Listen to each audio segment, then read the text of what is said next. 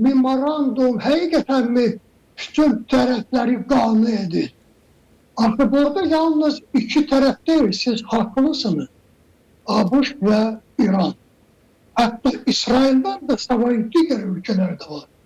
Ərəb ölkələri, Müslüman ölkələri, Türkiyə ilə Pakistan İslam Respublikası, ilk önce sözsüz İran İslam Respublikası'nın hem sərhəd ölkələri.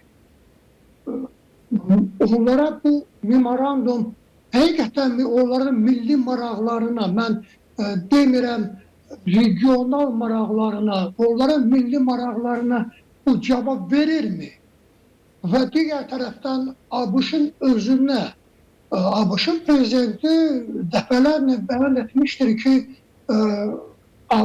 Donald Trump Barack Obama'dan, ondan qabaqki George Bush'dan, sonraki Joseph Biden'dan fərqli olaraq həmin bu məsələdə çox konkretdir, pragmatik addımlar atır və onlardan məhz Donald Trump həqiqətən də ABŞ-a və ümumiyyətlə bəşəriyyətə, dünyaya, cümlədən Ərəb dünyasına, İslam dünyasına, Avropaya və s.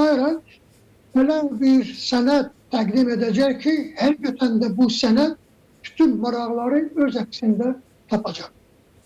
Mən bu bəyanatın əksini həmin 14-15 maddədən ibarət memorandumun layihəsində görmürəm. Faktiki olaraq sözün açığı, bu memorandum daha çox İranın marağına cavab verən bir memorandumdur. Hətta ABŞ-ın marağına da bu o qədər də cavab vermir. Misal üçün, memorandumda qeyd olunur o cümlədən ki, ABŞ öz qüvvələrini artıra bilməz, artırmağa ixtiyar ona verilmir və həm sərhəd dövlətlərdən, regionlardan, bölgələrdən öz qüvvəsini oradan çıxartmalıdır. Elə çıxır ki, ABŞ misal üçün Bahreyn'dən, Kuveyt'dən, Səud Ərəbistandan, Yordaniyadan və digər ölkələrdən öz qüvvələrini oradan çıxardacaq. Mümkün olası deyil. Deməli, o hansı bu bölgələrdir ki, ABŞ həmin o bölgələrdən öz qüvvəsini çəkməlidir. Əgər söhbət gedir Hörmüz boğazından, heç sözün açığı həmin bu maddəni heç orada belə deyək, yerləşdirmək də lazım deyildi ki, çünki bu aydın məsələ müharibə bitirsə, deməli, hər bir tərəf öz qüvvəsini oradan çıxardıb yeriyə döndürür.